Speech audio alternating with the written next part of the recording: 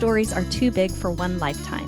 This is one of them. Welcome to the PIG, where we explore life, love, loss, and legacy through real conversations and meaningful stories. We're your hosts. I'm Kellie. And I'm Erin. We're sisters, best friends, sometimes polar opposites, but always deeply connected by the love, loss, and legacy of an incredible woman, our mother, Marsha. And while this first episode is deeply personal, the PIG isn't just about our story. It's about all of us. It's about you. Because if you've ever loved, ever lost, ever questioned what you will leave behind, then you're already a part of this conversation. We'll be talking to people from all walks of life, everyday people, experts, storytellers, about what it means to live with intention, to navigate grief, to find joy, to heal, and to create a legacy that lasts. But today, we start with something incredibly close to our hearts. This is a story behind what we call the boxes, a sacred story in our family's legacy that has unfolded over the past 30 years since our mom's passing, and that's recently evolved into something much bigger. Our mom's journey with cancer spanned well over 12 years, but her story, her impact, goes far beyond her illness. And today, we will begin sharing that story with you.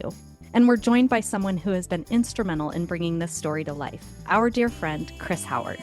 We'll share how this project came to be, why it matters, and what it means to all of us. So settle in, take a breath, and join us on this journey, because this story is just getting started. Hi, sister. Hi, sister. Here we are, episode 1 of the PIG. I could not be more excited about this project and what we've been working so hard to create and share with the world, and that we're doing all of it together. It feels like a dream come true. I feel the same way, Erin. My heart is so full of gratitude, and the big sister in me is really proud of us for so many reasons. I know that Mom, who our listeners are going to get to know really well as this journey unfolds, is really proud of us too. And even though she's been gone for 30 years now, we both feel that this is as much her project as it is ours, and that she's been right here with us every step of the way. Oh my gosh, absolutely. Without a doubt, I have felt her constant presence, encouragement, and support, especially as we have revisited old memories and had some tough conversations to reconnect as sisters and friends and now partners in this work. And as the little sister by 7 years, and now the same age she was when she had to say goodbye to us and to the life that she loved so much, working on this with you has been so eye-opening and incredibly healing. It really has for both of us. And I believe, at least I hope, that as we kick off this first episode and dive into what has brought us here, those joining us will have that same opportunity to reflect on their own lives and relationships, reconnect with the people who mean the most to them, and mend their hearts, no matter what kinds of loss or grief they've experienced through their lifetime. And with that, we want to welcome you, our listeners. Thank you for being here and joining us on this adventure through life, love, loss, and legacy. We hope you find meaning in these conversations, connect with each story, and feel inspired to share your own. And most of all, we hope you leave each episode feeling more resilient and hopeful than when you first tuned in. And before we go any further, we want to extend our heartfelt gratitude to two very special people, Gary Smith and Susan Rowland from our hometown of Grand Junction, Colorado. They took our vision for the PIG jingle and brought it to life with such incredible talent. Oh, and when we heard the final clip for the first time, I mean, I don't know about you, but I definitely teared up. Oh, I teared up. I was moved to tears. I still get emotional every time I hear it. I've never had a jingle before. Me neither, but we have one now. And what makes it even more special is that both Gary and Susan are deeply connected to our family and to Mom. Gary was an integral part of her life's work, bringing public radio to Western Colorado and forming the Colorado Public Radio Network. And Susan, well, she was like family.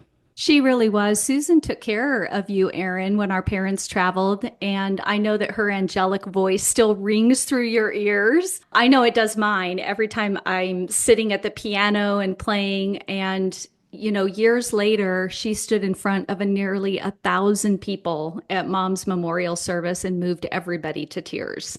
She is really remarkable, as is Gary, and we definitely couldn't have kicked this project off without them. I'm very grateful. So with that, let's dive in. So at its core, for all of you listening and tuning in, the PIG is about what truly matters: reconnection. This is a space for real, vulnerable, authentic, and heartfelt conversations. Each episode will share personal stories, our own and those of our guests and expert contributors, as we explore what it truly means to live, to love, to lose, and to leave a legacy. For us, this podcast is also deeply personal. It's an opportunity to honor the life of our mom, Marsha, so strong, creative, resilient, and brave. She wasn't just our mom, she was a force, a passionate advocate for public radio, and a leader in storytelling. She would have loved being part of this. Podcasting would have been her jam for Yeah, sure. it would have been her jam. And in so many ways, we're not just doing this podcast for her, we're doing it with her. I know Erin, probably I speak for both of us, her presence, her lessons, her love, they're all woven into what we're creating here. Absolutely. So let's talk a little bit about what listeners can expect from this episode. In this very first episode, we want to introduce you to the boxes, a sacred, mostly private part of our family legacy that over time has evolved into something so much bigger.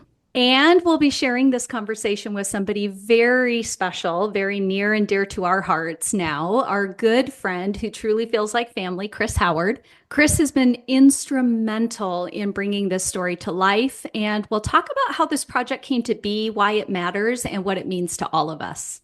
We'll also open up about our own experiences with loss, not just in the way most people think about it, but in all its forms. Because loss isn't just about losing a loved one. Simply by being alive, we experience loss in so many ways. Relationships that shift or end, changes in our health, career transitions, the loss of identity, mobility, finances, even our senses. There's loss in innocence, in safety, in the expectation of what we had for our lives. It's really a universal topic. It really is. But what if loss isn't just something to endure? What if it's something that can shape us in beautiful ways? What if, instead of seeing it as something being taken from us, we could see it as an invitation to grow, to evolve, and even to heal? And that's exactly what we want to explore here. Not just the pain of loss, but the power in it, the way it deepens us, the way it connects us, and ultimately how we can use loss to shape a more meaningful legacy for ourselves and for those that we love. So, if you're here, if any of this resonates with you, know that you are not alone. This space is for you, for us, for everyone navigating the complexities of life, love, loss, and legacy. And with that, let's get started. Welcome to the PIG.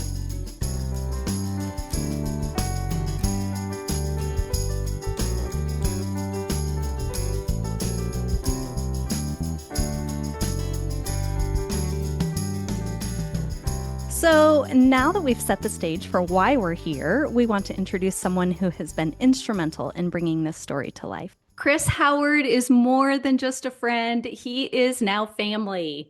And from the moment he heard about the boxes, he saw something in the story that even we hadn't fully realized yet. Chris has an incredible background. He was a star running back at the University of Michigan, went on to play in the NFL, and then transitioned into TV and film production. But beyond all of that, he's someone who deeply understands the power of storytelling and the impact of legacy. And in a way none of us expected, working on this project together has created a new kind of family. So today we want to share not just the story of the boxes, but the story of how this project came to be and how it changed all of us along the way.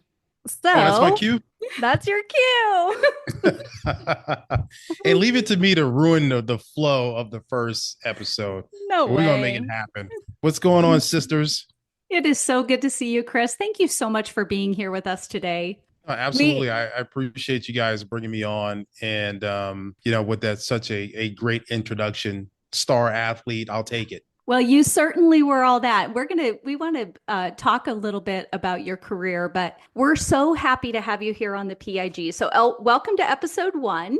And we thought that it would be fun to hear a little bit about you and your background from you, and then we'll get into the backstory of the boxes. Yeah, that sounds great. So, man, where do we start? So, grew up in Louisiana, right? Southern boy. And, I was the baby in the family. I was the mistake because my older brother is 15 years older than I am. My sister is 10 years older than I am. So I am pretty sure I was not planned whatsoever. But I came along and changed things up for my family. So yeah, grew up in Louisiana, and one of the things that I remember growing up was our family was always pretty close. We weren't the perfect family, but the one thing that we always talk about now as we've gotten older was, but we always had a lot of love.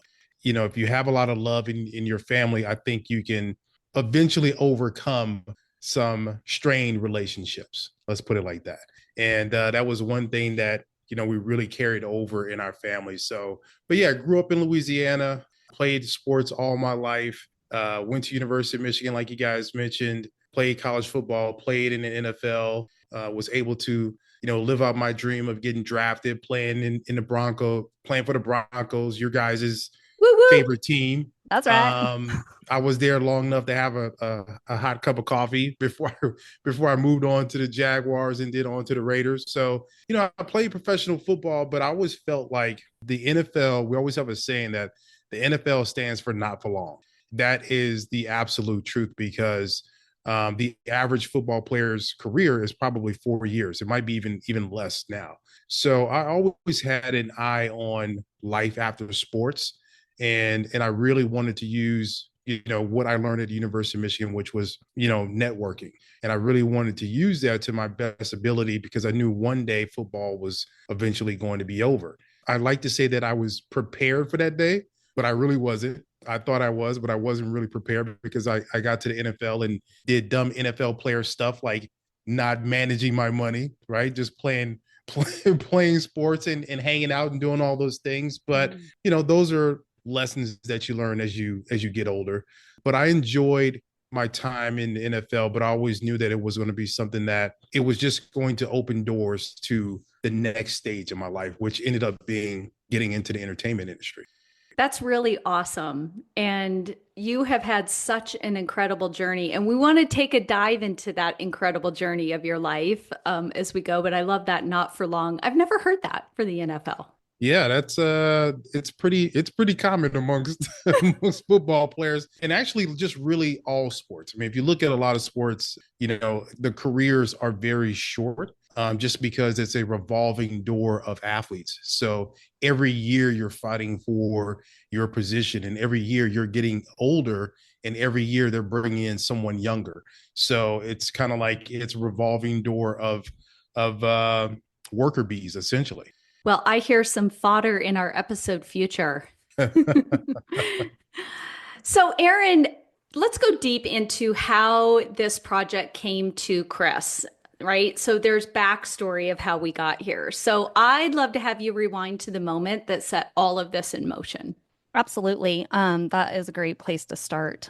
I first shared the story of the boxes with my boyfriend Jason, and we had only been dating for several months when we were just in conversation one day, and I shared with him this story of the boxes and got a very emotional reaction, which is very typical when we have shared this story with people. He was really deeply moved. And he immediately recognized that this was a story that needed to be told. He did not tell me that. He just sat and listened and cried and comforted me as I shared this beautiful story of the boxes with him. And then, unbeknownst to me, Jason actually reached out to Chris. They've been friends forever, for decades. And he reached out to Chris because he knew that this project would require someone who truly understood the power of storytelling. When Chris, and I'll let Chris speak for himself, but when Chris then heard the story from Jason, it's my understanding that he was like, you either know this person personally or you're totally full of shit. um, and so Jason was like, no, this is the story of Erin and her mom and a really beautiful legacy. And so when Chris heard that, then he basically said to Jason, I want to hear it firsthand. I want to hear this story from Erin. And so Chris and I got on a Zoom and I shared the story of the boxes. And really, I want to hear from Chris, kind of his reaction. But it was really a profound moment in time. And I know Chris was really deeply touched, basically communicated to me that he would be honored and humbled to share this story and that it was a story that needed to be told. And I basically said, I don't do anything without my sister. And so immediately got the three of us connected. And I mean, really, it has led us to this very moment in time. So I would love to hear, Chris's reaction upon hearing the story. Yeah, it was well, listen, Jason and I go way back, like way, way back. And this is our days living in Los Angeles. And so when I retired from professional football, I went into public relations. And so I had a friend of mine who was working for a big time agency back then representing talent. And I thought that athletes love Hollywood. They love to rub elbows with celebrities. And so that kind of led me into kind of starting my own PR business where we were representing athletes and talent and kind of bringing them out to LA and letting them experience LA. And so Jason at the time was a publicist as well. He still is, but he was working with a bunch of athletes as well. And there was a really popular club in LA called Joseph's, where literally every A-lister hung out at. I mean, Justin Timberlake, Scarlett Johansson. We have a great Scarlett Johansson story that will not be told on this podcast. But it was a place where I knew a lot of the people that owned the place. And so one day Jason called me. He's like, listen, I got a bunch of baseball players with me. We were trying to get in Joseph's. We can't get in. And it was back then during the time when LA it kept you in line to make it look like the club was like super crowded inside, but it was maybe 10, 12 people. The club had like a line of people around the corner and they didn't care if you were a celebrity, baseball player, football player, basketball player. They did not care. They made you wait in line, except for me, because I knew the owners. So right. Jason called me and told me he had some clients outside. Can you get them in? I go outside, talk to the girl, and then they usher him in. And then Jason and I have been friends ever since. So that's kind of our backstory. Now, I've transitioned from publicist to working in entertainment as far as developing TV shows over the last 15 years. And so that's kind of how Jason felt like this would be a perfect pitch for me because we're used to developing stories. And so when Jason called and told me about your story, first of all, you have to know Jason. Jason can sell ice to an Eskimo, but he is always spot on with his evaluation of people's character and story. He's always spot on.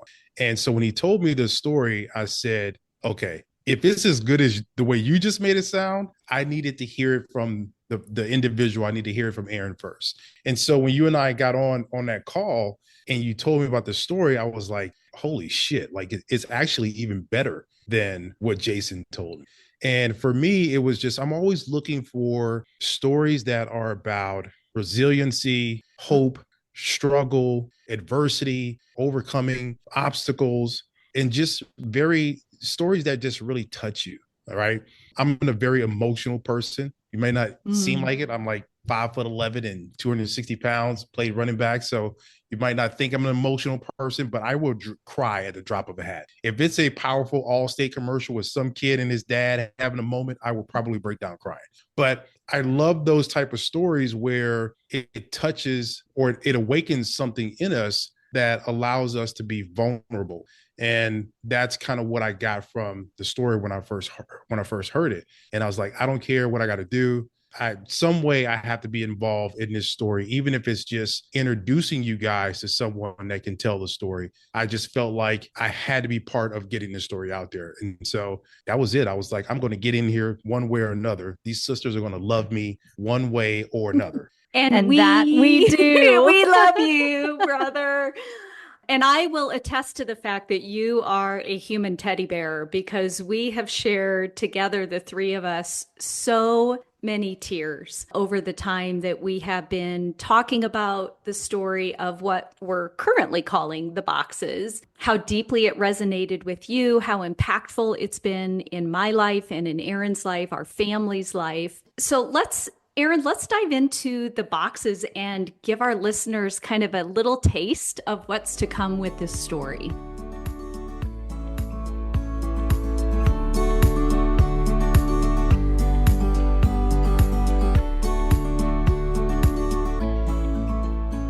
Okay, so now that we've shared how this project came to be, we want to take you all the way back to where it started, back to our mother, Marsha, and the incredible act of love and foresight that set everything in motion. Our mom knew she was leaving far too soon. She was barely 47 years old, which is the same age I am now and the same age Kelly was 7 years ago. She was very aware of the moments that she would miss, but she wasn't the type to let life or even death dictate the way she loved us. So she did something extraordinary. She secretly hand selected and purchased treasured gifts, each meant for a specific milestone moment in our lives. She knew that there were going to be very significant milestone moments that she was going to miss. And she was very intentional about making sure that she was present during those moments in our lives.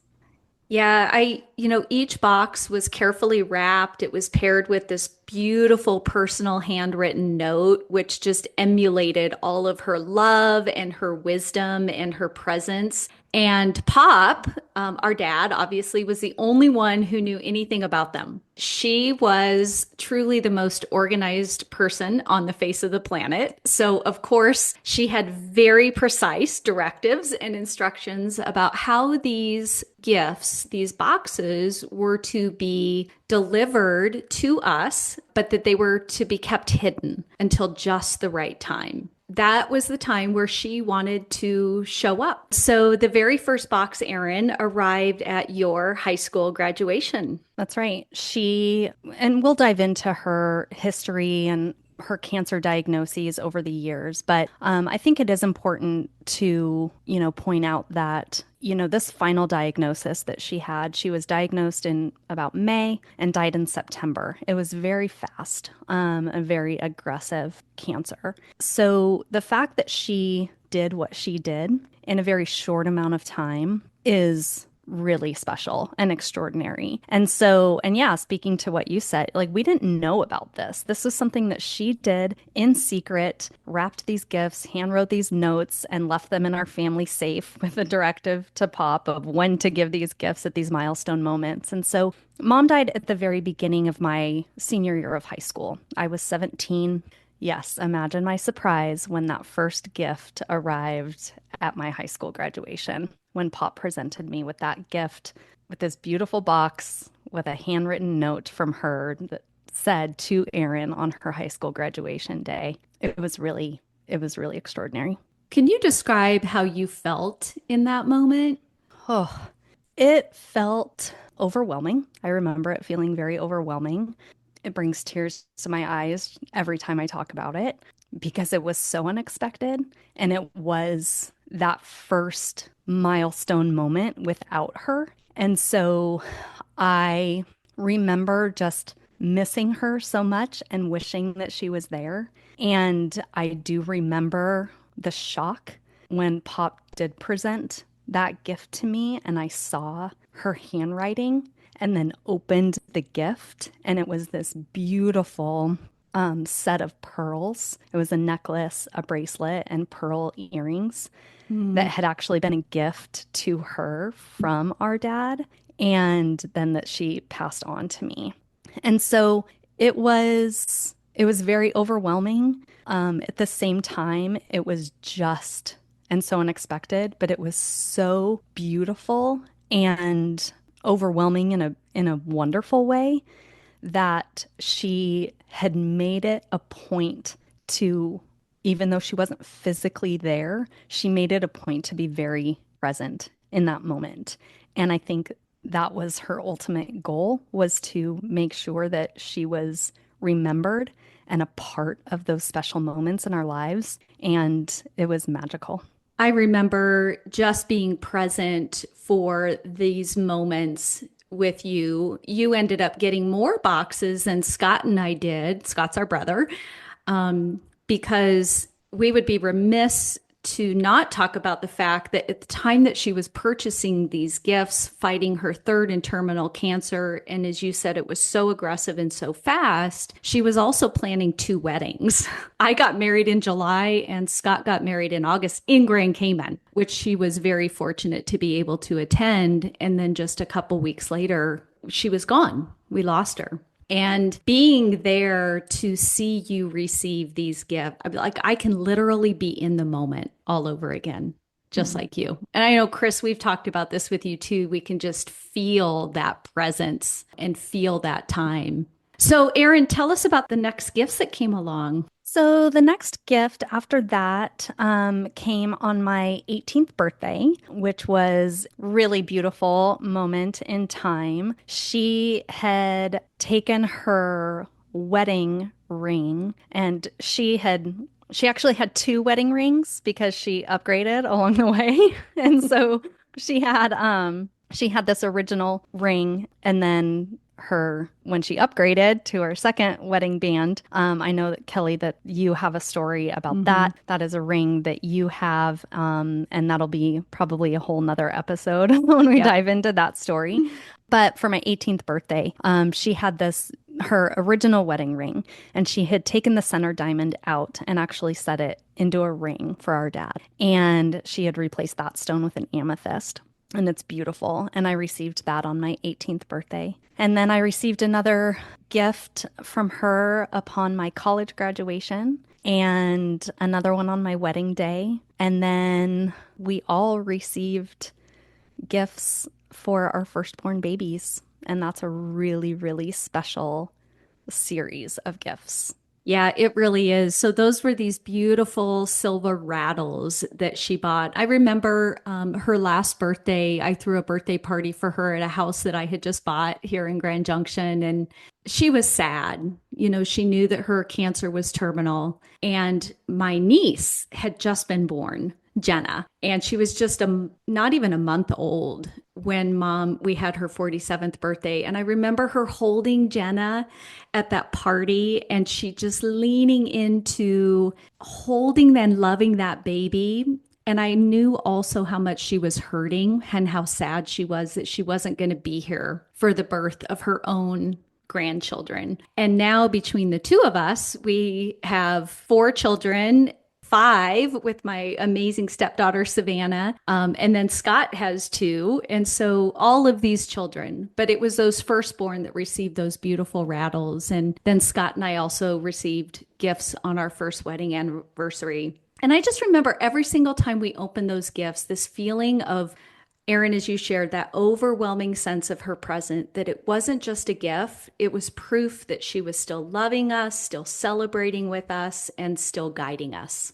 Yeah, and she guided us our whole lives. And to have these moments with a reminder of her and her life and her gift to us, not just in these actual gifts and boxes, but all the gifts that she gave us and all of the incredible lessons and qualities and characteristics that she instilled in us. And, I think it is important to talk about some of those lessons that we've learned throughout our lives. And I know we'll have lots of episodes talking about a lot of very specific moments in time, but it's really fascinating to me how, especially in diving into this project and all of the stories that we've told and retold and, memories that we've revisited. And, I think that we should talk about her life and some of her struggles from her cancer diagnoses and the different roles that both of us took on through that. So I'll give the listeners a little bit of background, history, and story on our mom, just high level, because future episodes are going to go deep. But she was born in 1947 in Western Massachusetts, a little town called Pittsfield, Mass. And she stayed there till she was 18. She was actually born premature. So she came into the world a fighter and a survivor from the very get-go. But she really had this big vision of what she wanted her life to be. And so she left Massachusetts at 18 years old. She moved out to California. She married young, moved to Western Colorado. And in about 12 years or so, or at least 11 years after I was born, she got divorced. We were really the three little pigs. And it was in that moment, and we'll talk about her love for pigs. She was born in the year of the pigs and she collected pigs her whole entire life. I think when she died, didn't we have like 200 or 300 pigs? Oh, yeah. And we still have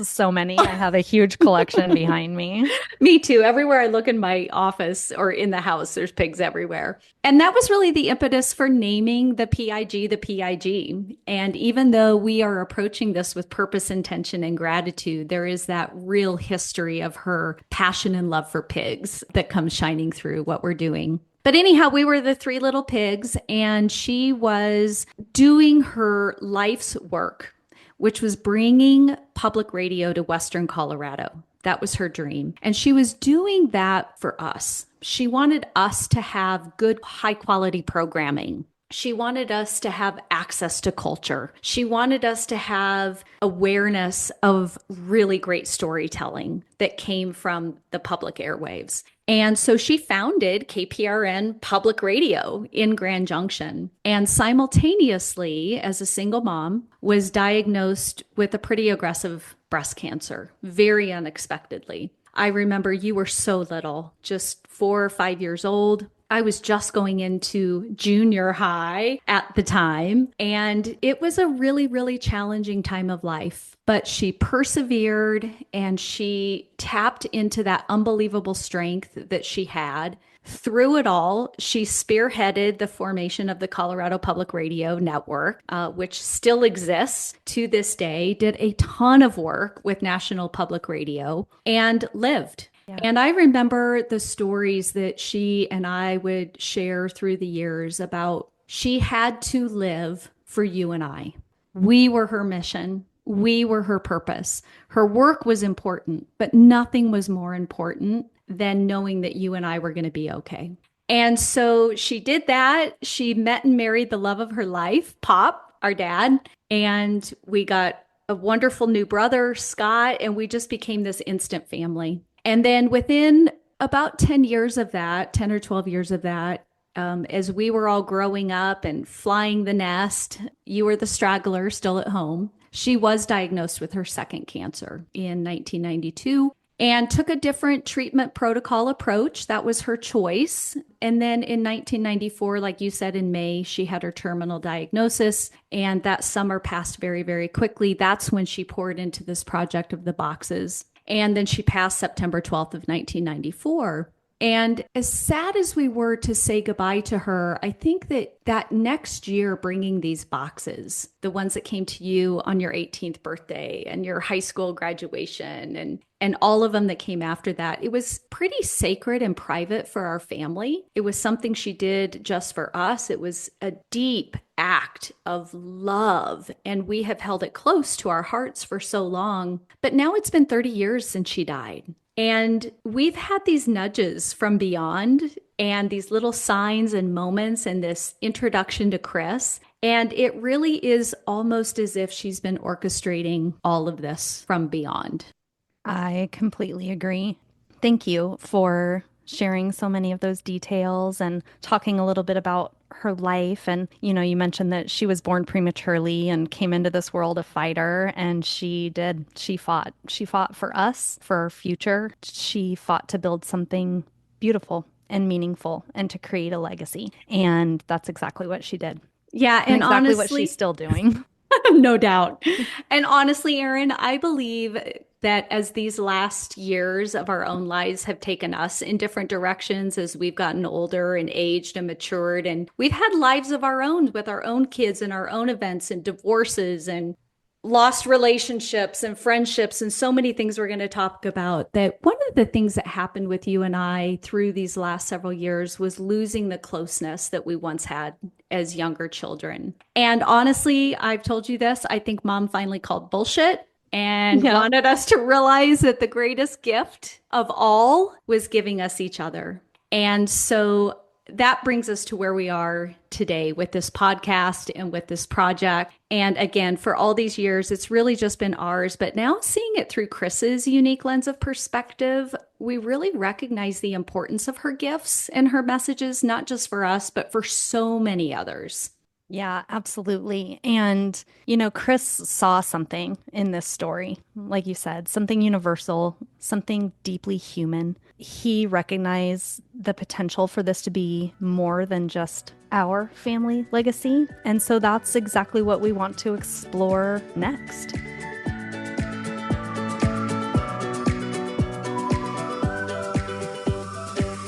So, Chris, when you first heard about the boxes, you had such an immediate and deep reaction to it. What was it about this story that struck you so powerfully? It just was a story that, I watch a lot of television series. Well, me and my wife both do. Other than the occasional serial killer series that we watch, we love also romantic stories and stories about families and story about overcoming obstacles. And so hearing that story, it just reminded me of all the other television series that I absolutely love, right? That I could not wait to get to the next episode and see how this was going to turn out. And seeing the messiness of family, like I think a lot of times we see a lot of TV shows where, it's either the family is too perfect or it's like too crazy, right? It's beyond what we would even imagine could possibly be. And I think as we've gotten to know each other, and the more that we've dove into the story itself, the more you guys opened up, the more it was like, oh my God, like I can't believe this. Like this is unbelievable that all the things that you guys have gone through, have survived, have overcome. Those are the type of stories that we need to be telling, because there are some people, and I told you guys this individually, that everything that I've learned from you both, I believe would have broken most people, right? I think people need to see more stories about surviving, that it can get better, that there is light at the end of the tunnel. And that's what I see in this story. That's what I see in you guys. And that's why I always tell you that this isn't just your mother's story. This is your story, right? As we talk about what legacy is and you guys being your mother's legacy, it is the legacy of struggle. It's the legacy of loss. It's the legacy of finding love again, right? Yeah. All those things that I feel like we don't see enough of, or if we do see it in a television series, it's because it's a television series. We don't think it's real, right? And I think if when you be able to tell somebody and show somebody this type of story and it's real, the characters are real, you're not making any of this up, it just makes it that much more impactful. And that's my goal, is to make impactful stories, because I feel like if you show people that, you never know who you're going to reach. You never know who's that person that's on the edge, that just, so how many times have we been somewhere or seen something that pulled us back from the edge, that it gave us hope, that it was like, you know what, it isn't so bad. I can survive this. I can overcome this. So you never know who's going to see this, who's going to read this, who's going to hear this and be like, wow, that touched me in a way that I didn't think was possible. I can relate to that. And that's what it's all about. It's about relating and connecting with people. And that's what moved me. Oh, that's so beautiful, Chris. I think that you saw something in this story that we didn't even fully recognize at the time. It's universality. I can't say that word. But we know what you're saying. Its ability, it's universal. It's a universal story. Its ability to connect with people beyond just our family. The idea that this could resonate with people on a really deep level. It's obviously always been very near and dear to our hearts, but having somebody recognize the impact that it could have on other people and other families. And as we've worked on this project with you, and as Kellie and I have had hours and hours and hours of conversation and reconnection, the hope that I have for other siblings to be able to come out stronger, to work through the ick, and come out on the other side. And diving into a little bit of, you talked about the legacy piece, and this story at its core is about legacy, about being intentional in how we show up for the people we love, even after we're gone. And so, Chris, How has working on this project shifted your own perspective on what it means to leave a legacy? Ooh, I think just to kind of piggyback off of what we were just talking about, it also, I think the connection also hit home with me because, I had a strained relationship with, my older brother, had a kind of a strained relationship with my older sister. I mean, we're all three peas in a pod. Like, can't separate us. It feels weird if we go 2 days without talking to each other or sending each other some kind of crazy meme or some kind of TikTok video or something. But for me, it is, unfortunately, I didn't have children. So my legacy, I don't want to say it's going to end with me, but it's going to end with me, right? My wife has three kids from her previous marriage. They're all great kids, love them to death, but their legacy is with their father, their mother, right? So unfortunately, my legacy is from what I'm going to leave behind is not going to necessarily be tied to a person. But the legacy that I want to leave behind is going to be through my ability to tell stories, my ability to affect people on a much grander scale. That is part of my legacy. So my legacy is always going to be of someone who is trying to leave the world a better, I know it's going to sound corny, but it's always going to be trying to leave the world in a better place than I left it. So for me, it's always going to be that. But at the same time, I know through media, through good storytelling, we're able to touch so many different people in different ways that's the impact. That's the generational impact that we leave because someone may, again, going back to someone may see this story and that might change the course and direction of their relationship with their husband, with their wife, with their sister, with their brother, right? That may, so that they don't have to wait 20, 30 years to make up, to forgive each other, to move on. It may be in that instant that we're able to save them from the mistakes that we made. So that, to me, that's the legacy. That is so beautiful, Chris. And because I really believe and I want to celebrate you because you have done this live in real time with Erin and I. Your legacy has been in the presence of who you are as a human being and how you show up with Erin and I every single time we get together to work on this project. And I think that one of the things that happens as we talk about legacy is we start failing to talk about, we tend to talk about loss and death and grief and what was left behind, or it's finances or an inheritance or it's things like that. But legacy really is about who we are as we live our lives, how we show up. And I love that you talked earlier about the resilience aspect and life being so messy. Because let's be honest, life is really, really freaking messy. Really And messy.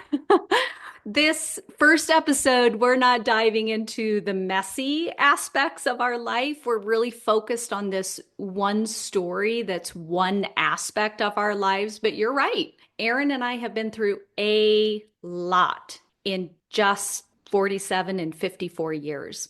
And we're going to share some of those stories. But I love how you talk about the legacy you're leaving right now through the stories you're telling and the life that you're living. Yeah, absolutely. I was going to say the exact same thing, which is that without a doubt, part of your legacy has become being part of our legacy and telling our legacy story. And I absolutely cannot imagine sharing this story and working on this project with anybody else. I couldn't agree more.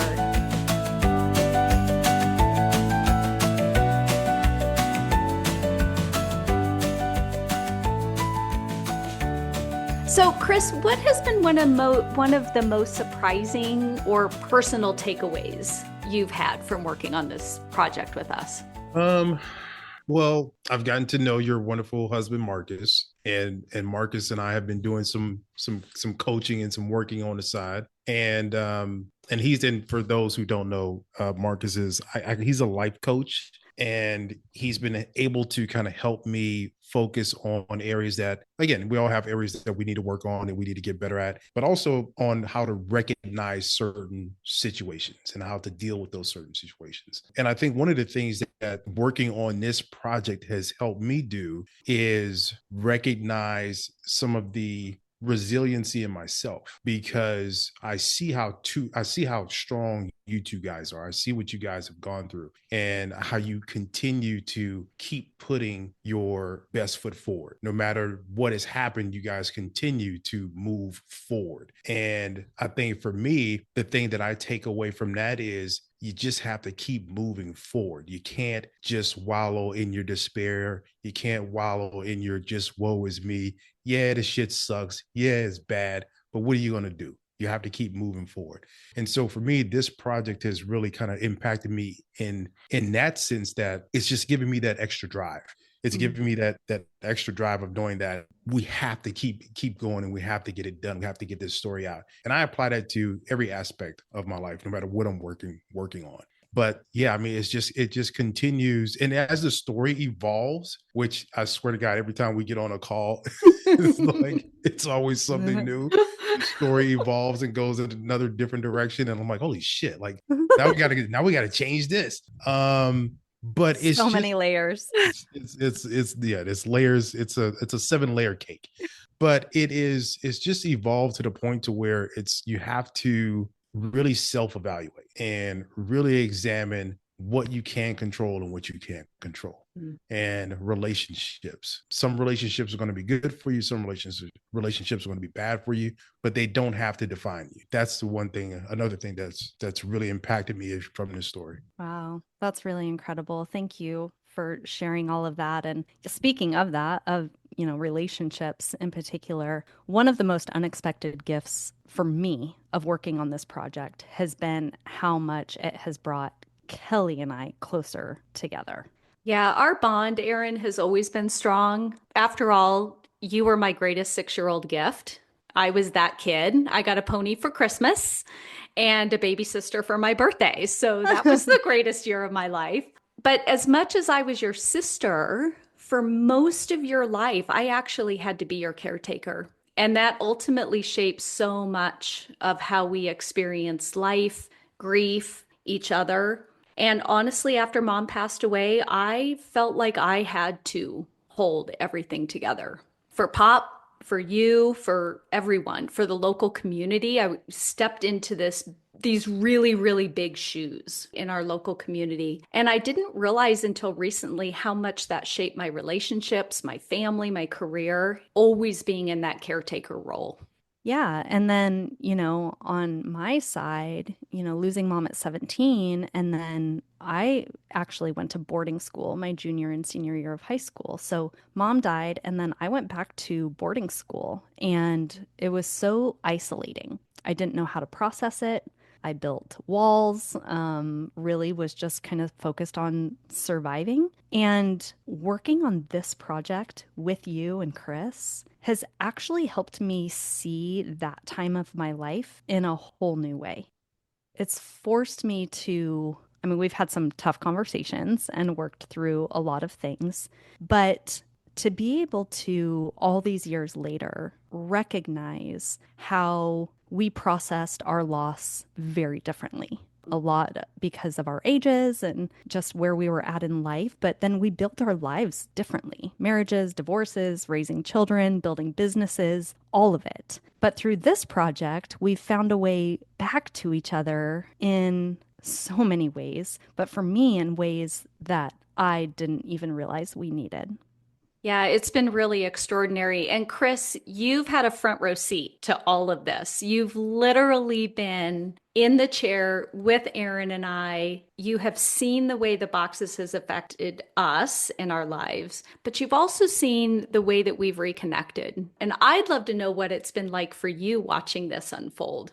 Yeah, it's been when we first started talking, I don't quite know where in the process that you guys were in kind of reconnecting, because I didn't know that there was kind of like this valley, so to speak, between you two. So with me not knowing that, I end up kind of, like you said, having a front row seat to actually seeing how close you guys start to grow together. And it wasn't until I think we actually had a conversation where I was like, okay, can we please talk about what happened with this chasm? Like, because I feel like we kept glazing over it, right? Like there was this kind of disconnect, but we never really dove into what that disconnect was. Maybe it wasn't probably until maybe 4 months later that we actually dove into kind of what the disconnect was, what caused the disconnect. So to kind of see that evolution, that growth, it was like I knew there was something there. There was something, it was like, okay, but then well, why are we here? It wasn't just Jason that brought us together. It was something else. Why are we here? Why are you guys now having this moment? Why are you guys now having this discussion? You know what I mean? So it's been fascinating to watch, and it's been a lovely experience to watch this happen because again, you talk about what your mother meant to you, tying back into legacy and understanding what your mother went through when you guys, through her diagnoses, and feeling like this is what she prepared you for. She prepared you for having to realize that in order for you guys to survive, you're going to need each other. Right. And I think that's what we've seen since we've been talking, is that you guys are now closer now than you've probably ever been before, because you now realize you guys need each other. You are her legacy. Yeah, we are the living legacy. And I think that that's such a beautiful testament because we never, Erin and I never lost touch with each other. We were never mad at each other. It wasn't that. It was just more like life was taking over instead of love being at the forefront of that connection. And just letting the chips always fall where they may, and just say nothing's more important than this connection, this relationship, and this journey that we're on, this real-time journey of life, love, loss, and legacy. So next, when we come back, we want to explore that journey of life, love, loss, and legacy through your eyes, in your experience, in your life. So we'll be right back.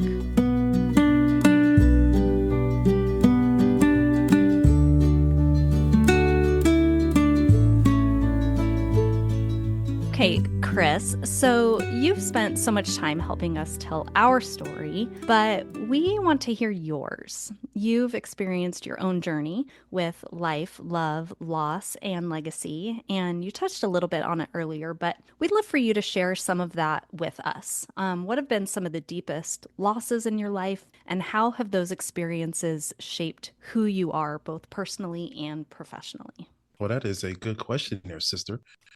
I've been fortunate enough I have not had a lot of loss in my life. My father passed in 2005, but really as far as like family members, that's, the only person that I lost. Me and my dad we were extremely close. He was a man of few words, but he showed his love through his actions. And completely opposite of me. I'm more of a affectionate person. I'm a hugger. I'm all those things. But I do wish that, and again, as we talk about why I think what your mom did was so great, was she made sure that there was always going to be a presence there. There was always going to be something as a reminder there. The one thing that I not regret, but that I wish that I had, was a constant something to remind me of my father, something to look at that would remind me of him.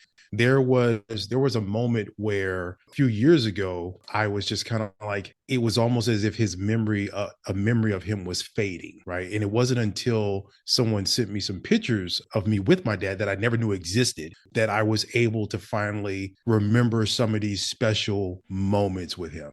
Because of that, I can always, if I'm going through something, I can always kind of look back and think of him.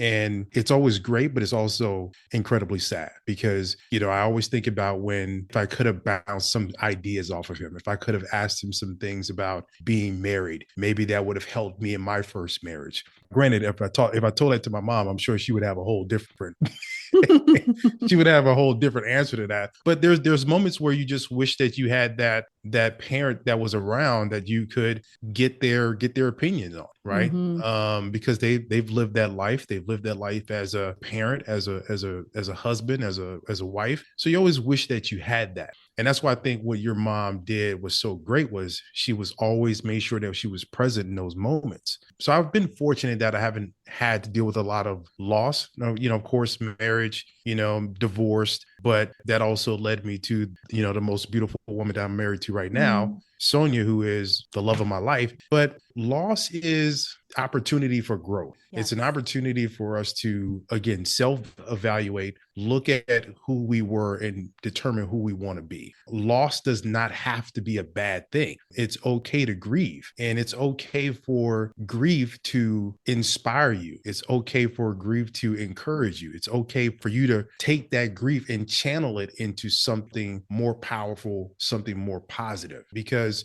grief can sink you if you allow it to. And I think we have to change how we look at that. And so for me, my mother has a saying. She's like, have your pity party, put your big boy drawers on, and then get back to it. Hmm. And that's just how I kind of look at everything. And so when I look at love, loss, and legacy, I look at all those things as positive drivers, positive ways of becoming motivated to become just a better person, not something that should make you feel like you're walking in quicksand. It should be Yeah. something that inspires you.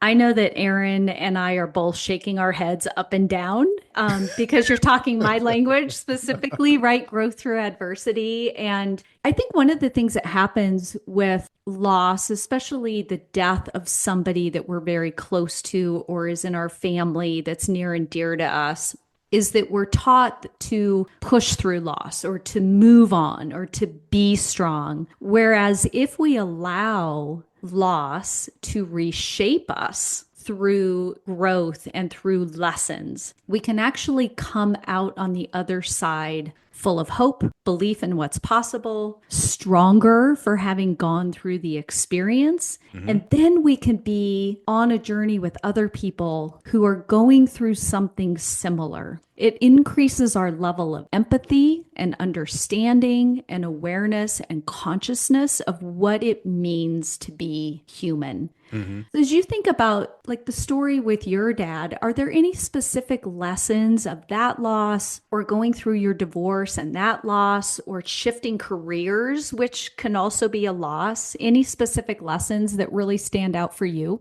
Yeah, I think it's all about transition. And when I look at like my NFL career, for example, and you can do all the things necessary that you believe that will prepare you for the next step in your life, the next evolution in your life.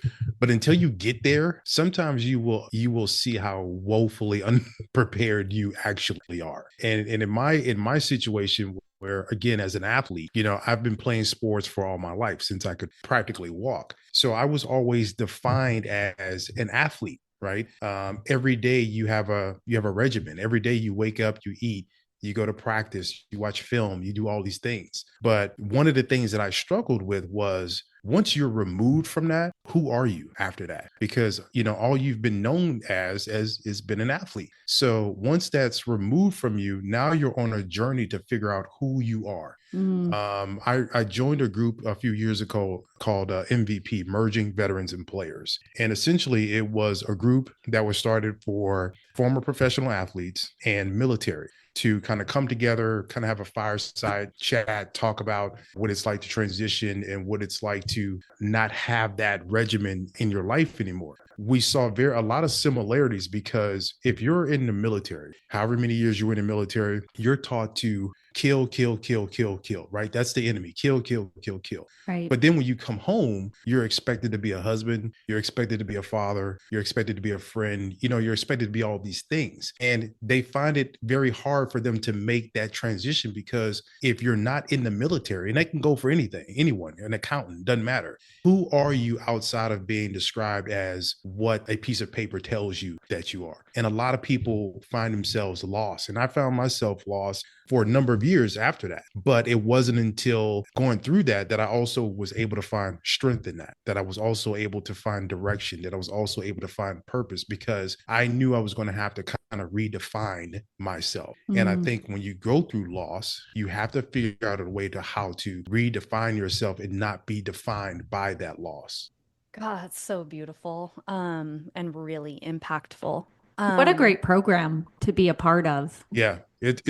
it's a great program. It's been especially powerful and helpful for military Mhm. veterans. And I remember the conversations we would have, and it was so funny because they look at professional athletes, they're in like awe of us, and oh my God, you guys played for the Raiders, you guys did that. I'm thinking like, no, you guys are awesome. Like you are military, and I want to hear your stories. I'm like, screw my stories. I want to hear your stories. But they just kind of they wanted to figure out who they were outside of the military, and they really struggled with that. A lot of guys, that's why a lot of guys would go back and deploy for another Mm. tour, 4 year tour, because they could not make that adjustment being just a civilian. mm, Chris, is that an organization that's still actively doing work today? Oh yeah, they have chapters all over the country. Oh, good. It was started by Jay Glazer, who's a Fox Sports analyst, and a gentleman by the name of, I can't think of his name, but he was in the military. He got out of the military and was like a 34-year-old freshman at the University of Texas. He played on their football team. I can't think of his name, but they both started that program together, and now it's like national. They have chapters all over. Awesome. We'll get that information and make sure we put it in our show notes. Absolutely. yeah, that's incredible. So, Chris, for anyone listening who's navigating loss of any kind right now, whether it's losing a loved one, a relationship, a dream, is there any advice that you would offer? And I know I said this earlier, as far as like putting your big boy pants on, you got to get moving. That doesn't mean that you have to put a timeline on when you put those pants on. That doesn't mean that you have to rush yourself through the process. It Yes. just means that at some point you are going to be okay.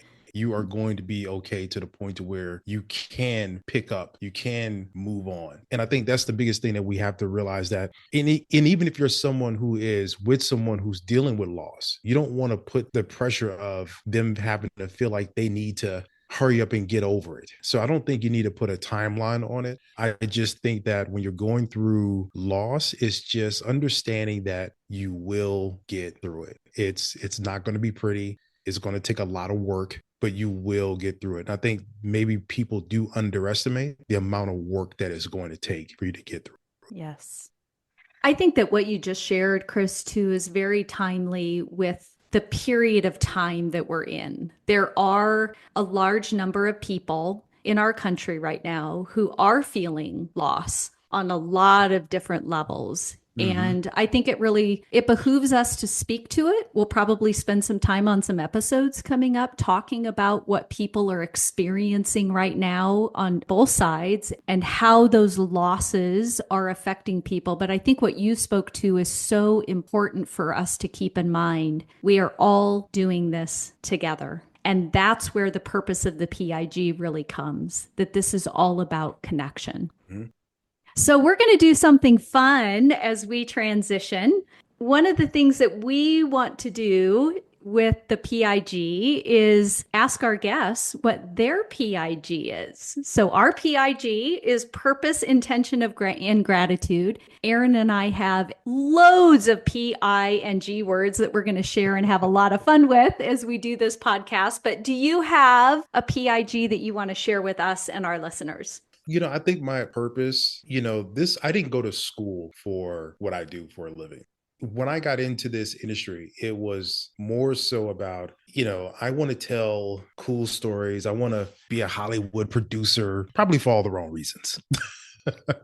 And I think as I've matured and really understood the industry and really understood the power of narrative, the power of storytelling, and how that can impact people's daily lives. You go to the movies, right? You sit in the movie theater for the first 30 minutes. It's all these ads, and then it's that one commercial that comes up or ad where Nicole Kidman talks about how the movies can impact people and how it gives us awe and wonder. And I think that's what I want. I think that's what my purpose is to make an impact in people's lives through storytelling and through media, because it really is all about inspiration and aspiration. And I think given the time that we're in now, like Kelly was talking about earlier, I think we could all use a little bit of that. So I think my purpose is really to be able to tell impactful stories like the one we're telling. I think in intentions, it is intentions, right? Isn't that the I? Yes, our eye is intention, but your eye could be something different. Your eye could be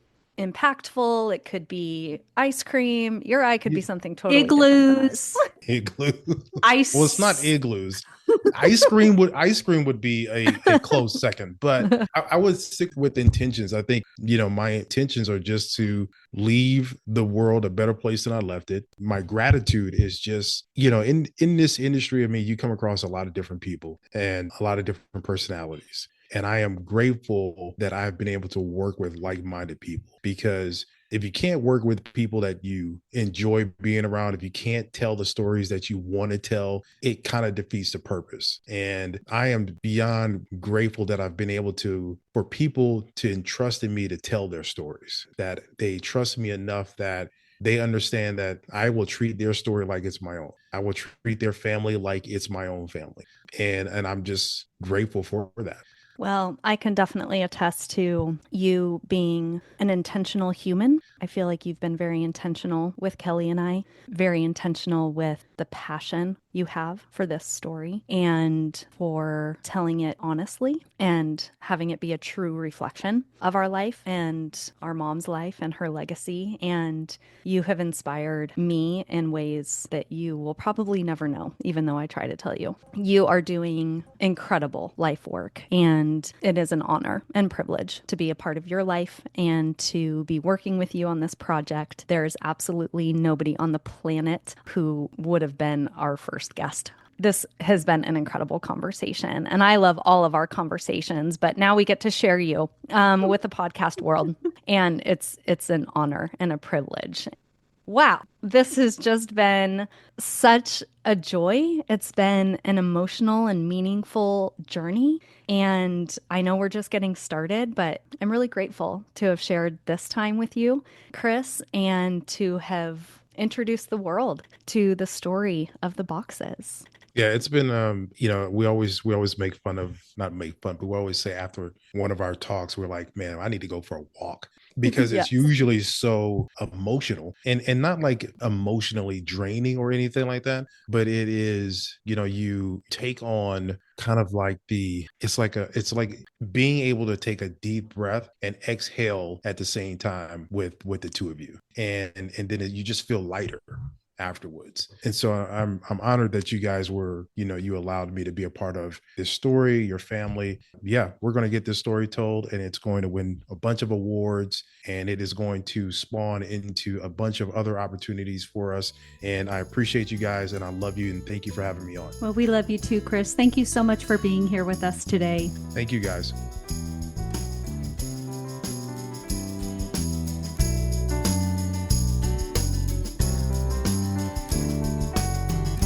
This is just the beginning. We're so grateful you're here walking this journey with us. Every story shared, every connection made, it all shapes the legacy we leave behind. Today, we opened the door to the boxes, not just a family story, but as a reminder of what love, legacy, and connection really mean. We talked about our mom's incredible foresight, the way her love continues to show up for us, and how working on this project has changed us as sisters. And we also got to hear from Chris, who helped us see that this story is so much bigger than us. It's a universal story about grief, healing, and the legacies we leave behind. And this is just the beginning. In future episodes, we're going to go even deeper as we share more of our own journey through love and loss and the unexpected ways legacy has shown up in our lives. We'll be talking with guests, both everyday people and experts who will share their stories and bring incredible wisdom on topics like grief, healing, family, relationships, and what it really means to live a life of meaning. And we want this to be more than just a podcast. You're on this journey with us. We want to hear from you. What are the stories, the lessons, the legacies that have shaped your life? We're working with purpose, intention, and gratitude to create a space where these conversations continue to thrive between episodes. We invite you to connect with us on Facebook and Instagram, and we're also building something really special over on Discord. Our Discord community is where we can all come together to share thoughts after each episode, dive deeper into discussions, connect in real time, and even suggest topics for future shows. It's also where we'll be hosting spontaneous live chats, Q&As, and conversations that go beyond what we cover on the podcast. And the best part, it's not just about us. All of this is also about you. We want this to be a space where you as listeners can engage with one another, share your stories, and build a community of people navigating life, love, loss, and legacy together. And we're also excited to be part of something brand new. Own, a next-generation social platform that's all about owning your own shit. It's launching soon, and we're thrilled to be piloting the PIG there as one of the first podcasts on the platform.